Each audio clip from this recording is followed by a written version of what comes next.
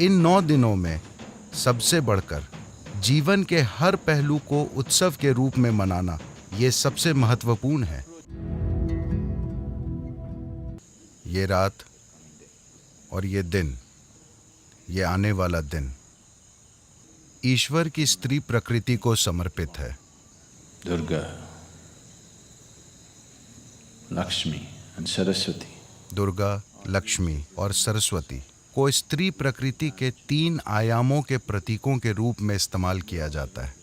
वे अस्तित्व के 3 मूलभूत गुणों तमस, रजस और सत्व का प्रतीक भी हैं। Tamas literally means inertia. तमस का अर्थ है निष्क्रियता, रजस का अर्थ है क्रिया, जुनून। सत्व एक तरह से सीमाओं को तोड़ना, विलीन होना, पिघलना और एक हो जाना। Among the 3 celestial objects, इन 3 खगोलीय वस्तुओं में जिनसे हमारे शरीर की रचना बहुत गहराई से जुड़ी है, धरती, सूर्य और चंद्रमा, इनमें धरती माँ को तमस माना जाता है, सूर्य रजस है, चंद्रमा सत्व है। those who जो लोग शक्ति की, अमरता की, ताकत की इच्छा करते हैं, वे स्त्री प्रकृति के उन रूपों की पूजा करते हैं जिन्हें तमस कहा जाता है, जैसे काली या धरती माता।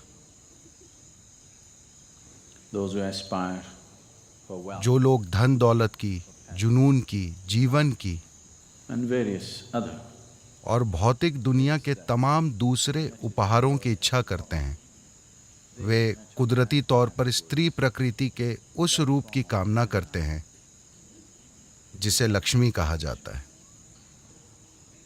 या सूर्य। those who aspire for जो लोग ज्ञान की, बोध की, परे जाने की, immortality of not the body शरीर की अमरता नहीं बल्कि नश्वर शरीर की सीमाओं से परे जाने की इच्छा करते हैं, they will aspire वे स्त्री प्रकृति के उस आयाम की आकांक्षा करते हैं which is referred to as जिसे सत्व कहा जाता है, जिसका प्रतीक है सरस्वती या चंद्रमा। ये तीनों अगले 3 दिन एक एक करके आएंगे। इसे इस रूप में व्यवस्थित किया गया है क्योंकि आखिरकार हम धरती से ही निकलते हैं और हम एक सक्रिय जीवन जी सकते हैं जिसे रजस कहते हैं, देवी की दूसरी प्रकृति। तीसरा, आपके रास्ते में आ भी सकता है और नहीं भी। अगर आपको उन्हें अपने अंदर लाना है तो आपको प्रयास करना होगा, वरना वो आपके अंदर नहीं उतरेंगी। जिन लोगों को ये नहीं पता, लिंग भैरवी की प्राण प्रतिष्ठा 3 मूलभूत चक्रों के साथ की गई है। ध्यान लिंग में 7 चक्र हैं, she has only 3 chakras उनमें सिर्फ 3 चक्र हैं जो तमस, रजस और सत्व के 3 आयामों का प्रतीक है। Tamas is the nature of the earth and today is her day and she is the one who gives birth. तमस पृथ्वी की प्रकृति है और आज उनका दिन है और वही जन्म देती हैं। गर्भ की जो अवधि हम कोख में बिताते हैं वो समय तमस है। ये अवस्था लगभग शीत निद्रा जैसी होती है मगर विकास होता रहता है।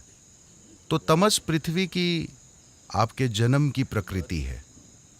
जैसे ही आप बाहर आते हैं आप सक्रिय हो जाते हैं, रजस शुरू हो जाता है। अगर आप पर्याप्त जागरूक हुए या पर्याप्त खुशकिस्मत हुए तो सत्व आपको छुएगा, वरना रजस का रंग ऐसा है कि जब तक सब अच्छा चलता रहता है वो अच्छा रहता है, जैसे ही बुरा सिलसिला शुरू होता है, रजस बहुत ही ज़्यादा बुरा हो जाता है। तो इन 9 दिनों में सबसे बढ़कर to approach every aspect of life in a celebratory way. This is most important. जीवन के हर पहलू को उत्सव के रूप में मनाना, ये सबसे महत्वपूर्ण है। अगर आप हर चीज़ को उत्सव के रूप में लेते हैं तो आप जीवन को लेकर गंभीर ना होते हुए भी पूरी तरह जुड़े होना सीख लेते हैं। तो आज वो दिन है, आप धरती पर बैठे हैं, आपको बस उनके साथ एक होकर रहना सीखना चाहिए। आप वैसे भी उनका एक हिस्सा हैं। जब उनकी मर्जी होती है, केवल तभी वे आपको निकालती हैं। जब वे चाहेंगी, वो आपको खींच लेंगी। तो जो पूरी तरह निष्क्रियता थी, वो गतिशील रजस बन गई है। ये जीवन शायद सभी सीमाओं के परे चले जाए, या शायद उसी चीज में वापस चले जाए। दुर्गा लक्ष्मी, सरस्वती कभी नहीं हुई। इसका मतलब है कि आप चक्कर लगा रहे हैं, आप जाल में फंसे हैं, जीवन मृत्यु। दूसरे आयाम का आना अभी बाकी है। ये दोनों तो वैसे भी होंगे। जो निष्क्रियता की अवस्था में है, वो रजस और सक्रियता की स्थिति में आएगा, और फिर कुछ समय के लिए वापस निष्क्रियता की अवस्था में और फिर सक्रियता की अवस्था में चला जाएगा। ये एक व्यक्ति के रूप में आपके साथ हो रहा है, ये पृथ्वी के साथ हो रहा है, ये आकाश गंगा के साथ हो रहा है, ये पूरे ब्रह्मांड के साथ हो रहा है। वो निष्क्रियता की स्थिति में जाकर फिर सक्रिय होता है और फिर निष्क्रियता की अवस्था में चला जाता है। मगर महत्वपूर्ण चीज ये है कि इसमें इस चक्र को तोड़ने और परे जाने की क्षमता है। तो देवी के इन 3 आयामों की भैरवी या लिंग भैरवी के रूप में प्रतिष्ठा की गई है। आपको अस्तित्व और पोषण के इन आयामों को अपने लिए प्राप्त करने में सक्षम होना चाहिए, क्योंकि आपको इन तीनों की जरूरत है। पहले 2 की जरूरत आपकी अच्छी जिंदगी और खुशहाली के लिए है।